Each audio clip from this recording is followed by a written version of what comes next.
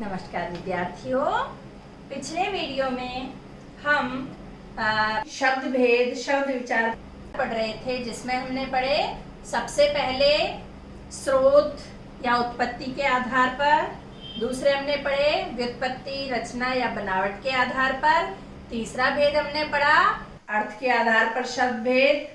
आज हम पढ़ने जा रहे हैं प्रयोग के आधार पर शब्द भेद। देखिए, प्रयोग के आधार पर दो प्रकार के शब्द होते हैं, विकारी शब्द और अविकारी शब्द। कहते तो हमें ये कि ये विकारी शब्द है या अविकारी शब्द है, लेकिन इनका मतलब क्या है। विकारी शब्द वे शब्द होते हैं जो लिंग, वचन, काल, कारक एवं पुरुष के अनुसार जिन शब्दों में विकार अर्थात परिवर्तन आ जाता है, जैसे संज्ञा, सर्वनाम, विशेषण, क्रिया आदि। देखिए,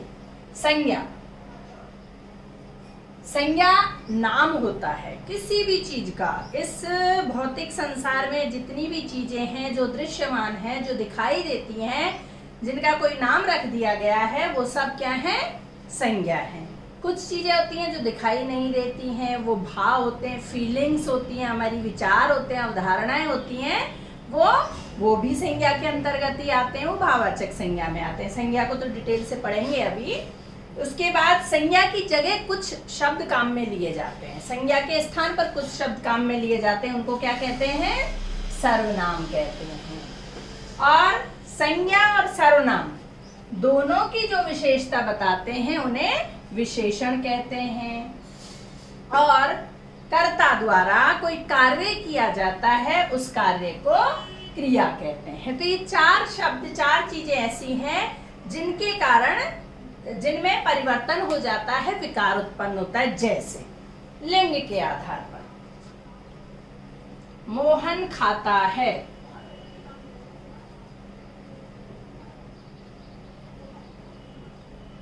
ठीक है, और सीता खाती है।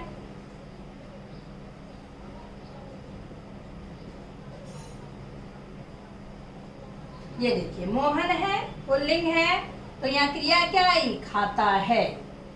सीता क्या है? स्त्रीलिंग है, तो इसके आधार पर क्रिया बदल गई, क्या हो गया? खाती है। ठीक है। फिर वचन के आधार पर देखिए,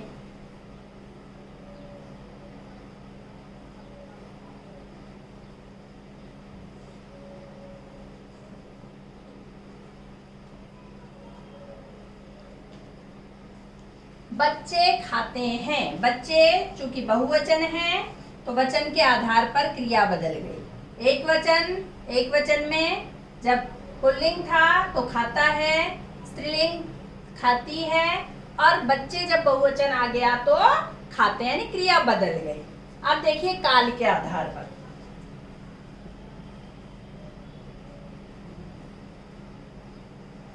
मोहन खाता है,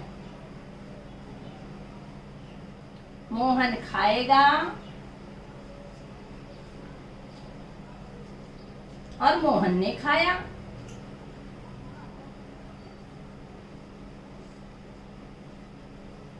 देखिए, काल के आधार पर मोहन है तीनों ही जगह, लेकिन काल जैसे ही बदला क्रिया बदल गई। ये वर्तमान काल में खाता, भविष्य काल खाएगा, और भूत में उसने खाया। अब कारक के आधार पर देखिए, छात्र पढ़ते हैं,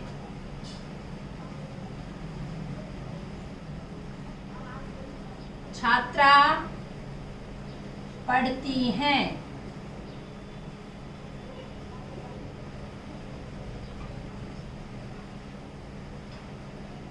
छात्र ने पढ़ा।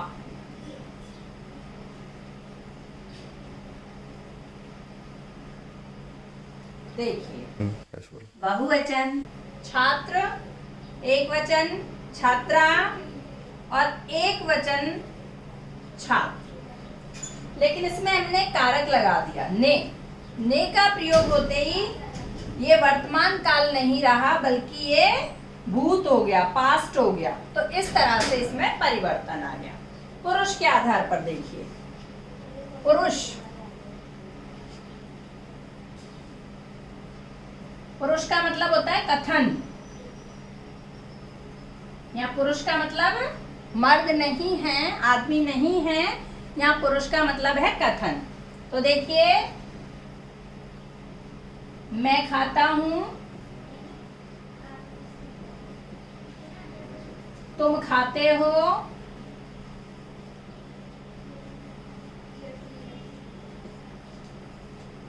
और वह खाता है।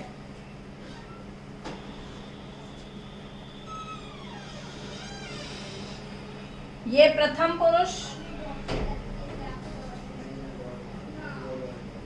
ये मध्यम पुरुष, और ये अन्य पुरुष। मैं खाता हूं, मैं के साथ खाता क्रिया आई और हूं आया। तुम के साथ खाते हो गई क्रिया और हो आया। वह के साथ क्रिया तो खाता है लेकिन यहाँ ह हो गया।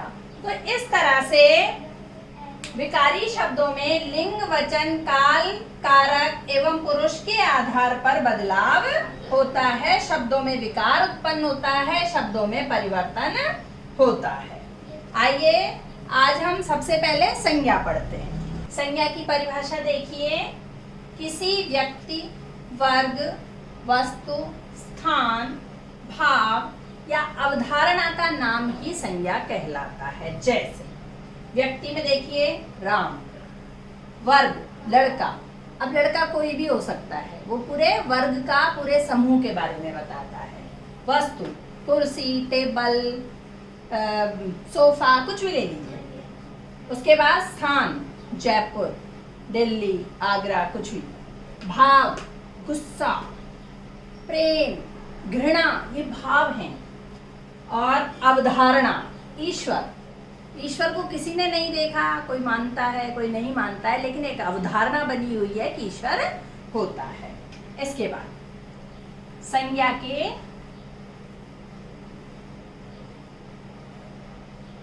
प्रकार या भेद।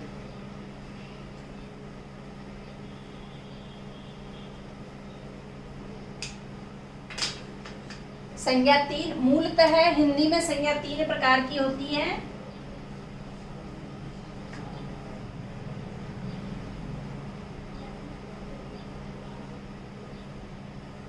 व्यक्तिवाचक संज्ञा,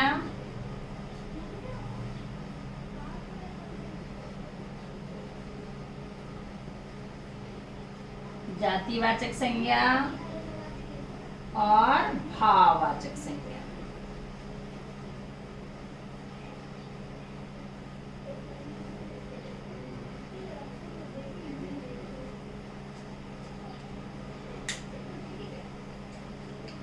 देख, ये दो संज्ञा से व्यक्ति और जाति ये हमें दिखाई देती हैं। यानी जितनी भी चीजें हमें दिखाई देती हैं, यानी जिनको हम इंद्रियों से महसूस कर सकते हैं।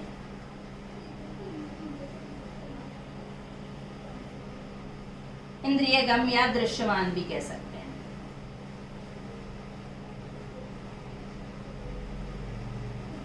और भाव दिखाई नहीं देता, ये सिर्फ महसूस किया जाता है। अमूर्त होता है, ये दिखाई नहीं देता और ये सिर्फ महसूस करने की चीज होती है।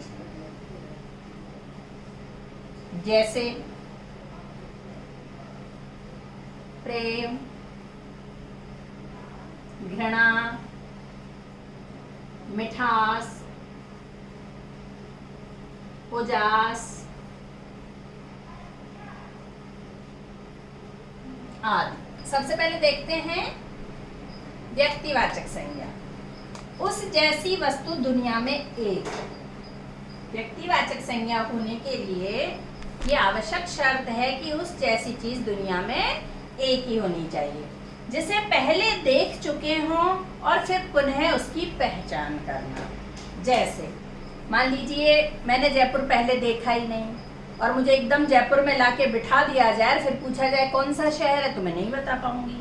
और यदि मैंने जयपुर पहले देख लिया है या जयपुर की कुछ चीजें मैंने पहले देख ली हैं, तो जैसे मान लीजिए जंतर मंतर है या जायब घर है या नाहरगढ़ का किला है, मुझे लाकर यहाँ छोड़ दिया जाए और पूछा जाए कि कौन सा शहर है, तो नाहरगढ़ का किला देखते मैं क्या बताऊंगी, ये तो जयपुर शहर है। ऐसे इंडिया गेट दिखा दिया जाए तो मैं क्या कहूंगी, ये तो दिल्ली है। यानी पहले से उस चीज के बारे में पता होना चाहिए, वो चीज दुनिया में एक ही होनी चाहिए, जैसे आगरा का ताजमहल। पर्टिकुलर, विशेष उस चीज के बारे में इंगित करे, इशारा करे। जातिवाचक संज्ञा दूसरा प्रकार देखिए, उस जैसी वस्तु दुनिया में अनेक हों जिसे रूप व गुण के आधार पर पहचाना जा सके और जो समूह का बोध कराए। और विशेषता क्या हो सकती है इसकी, समूह का बोध कराना।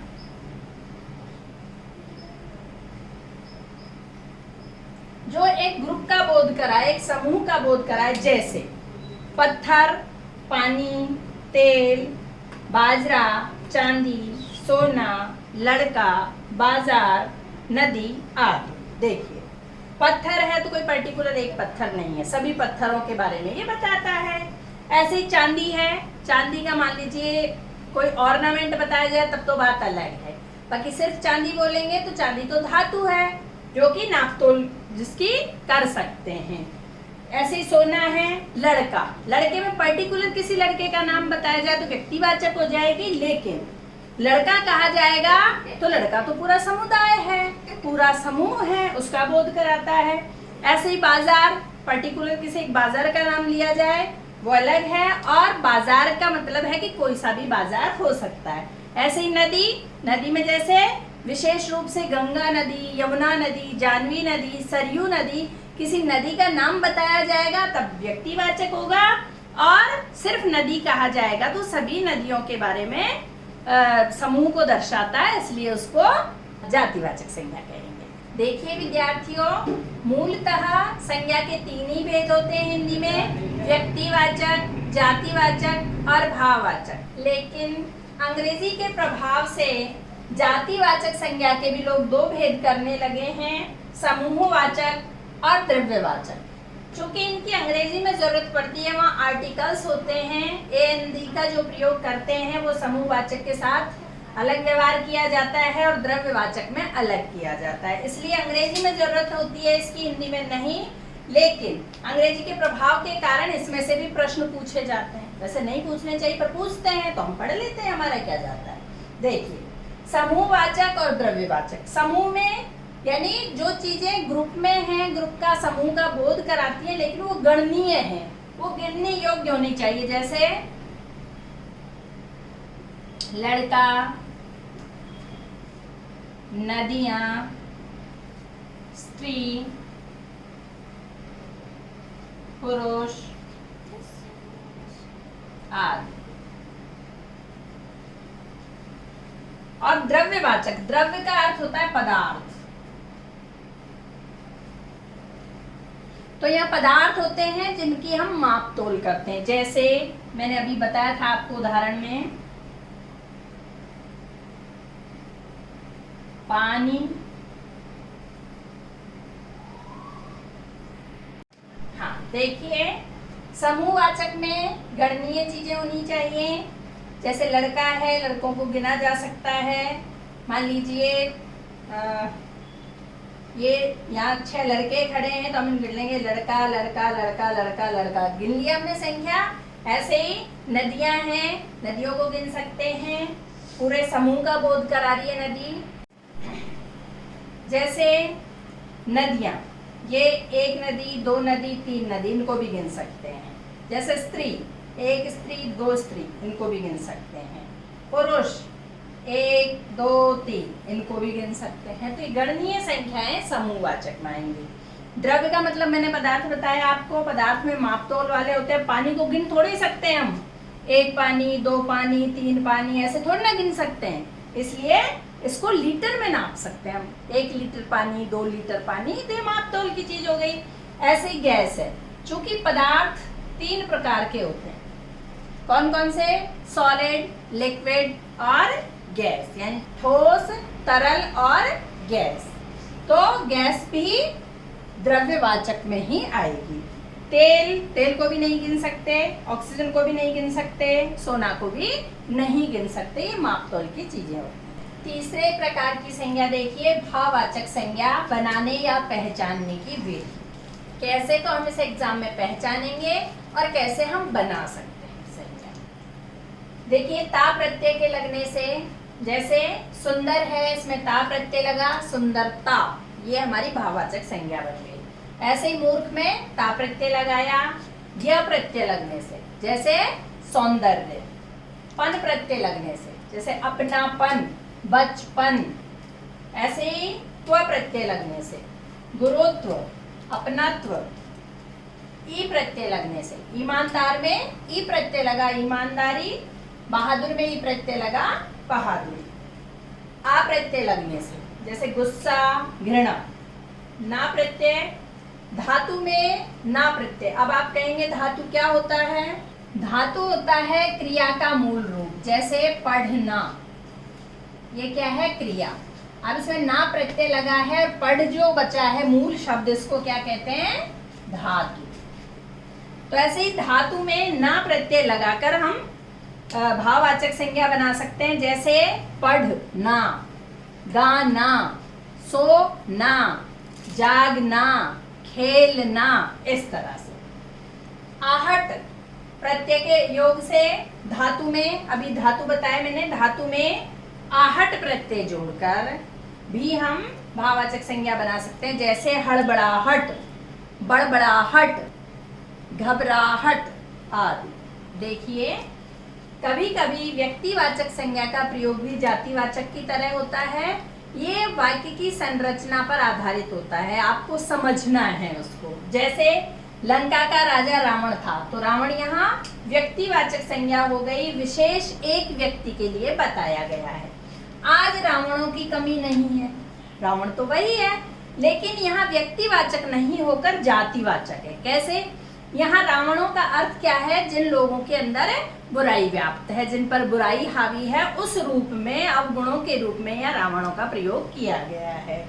दूसरा देखिए, गांधी जी ने सत्याग्रह आंदोलन किया। वैसे तो गांधी कितने ही लोगों के सरनेम होते हैं, जातिवाचक संज्ञा है गांधी, लेकिन यहाँ गांधी जी ने सत्याग्रह आंदोलन किया, जैसे आपके मन में मोहनदास करमचंद गांधी की तस्वीर बन जाती है, सीधा आपका ध्यान वहां जाता है, इसलिए ये व्यक्तिवाचक संज्ञा है। हमें अपने देश के जयचंदों से बचना चाहिए, बचकर रहना चाहिए। जयचंद तो एक था, लेकिन यहाँ जयचंदों से बचकर रहना चाहिए, यानी जयचंद कौन लोग? जो विश्वासघाती लोग हैं, उनके लिए प्रयोग किया जा रहा है, इसलिए ये जातिवाचक संज्ञा बन गया। रावण का भाई विभीषण राम भक्त था, यहाँ विभीषण एकदम से दिमाग में आ जाता है कि लंका में जो रावण था उसका छोटा भाई विभीषण था, जो कि राम का भक्त था। यह व्यक्तिवाचक संज्ञा हुई। आज हर घर में विभीषण मिल जाएंगे। अब यहाँ घर का भेदी लंका ढाए के संदर्भ में लिया है। जो भी व्यक्ति घर की जो गुप्त योजनाएं होती हैं, घर की बातें होती हैं, उनको बाहर जाकर कहते हैं, उसके संदर्भ में विभीषण प्रयोग किया गया है, इसलिए ये जातिवाचक संज्ञा है। आइए विद्यार्थियों, अब देख लेते हैं निष्कर्ष क्या निकलता है। व्यक्तिवाचक में विशेष रूप से जो दुनिया में एक हो, विशेष उसका नाम हो, जैसे राहुल, दिल्ली, ताजमहल, यमुना। जातिवाचक में देखिए, इसमें बहुत कंफ्यूजन रहता है। भाववाचक और व्यक्तिवाचक तो कर लेते हैं विद्यार्थी, लेकिन जातिवाचक में बड़ा कंफ्यूजन होता है, बहुत असमंजस में रहते हैं। वो देखिए, जैसे फल है, फल का तो सब मान लेते हैं कि ये जातिवाचक है, पूरे फलों का ये बोध कराता है, लेकिन उसमें जैसे आम आता है तो थोड़ा सा दिमाग घूम जाता है कि फल में से एक फल का तो नाम बता दिया, इसका मतलब ये व्यक्तिवाचक होना चाहिए, लेकिन नहीं, आम तो बहुत सारे होते हैं। फिर आमों में भी अलग अलग वेराइटीज होती हैं, अलग अलग प्रजातियां होती हैं उसकी, जैसे दशहरी आम है, लंगड़ा आम है, और भी बहुत सारी प्रजातियां हैं। तो जैसे पर्टिकुलर उस प्रजाति का नाम दे दिया, फिर भी वो व्यक्तिवाचक नहीं होगा, फिर भी जातिवाचक होगा। क्यों होगा? मैंने आपको दो भेद बताए थे, जिसमें समूहवाचक, गणनीय जो बताई थी संज्ञाएं, तो ये गणनीय है।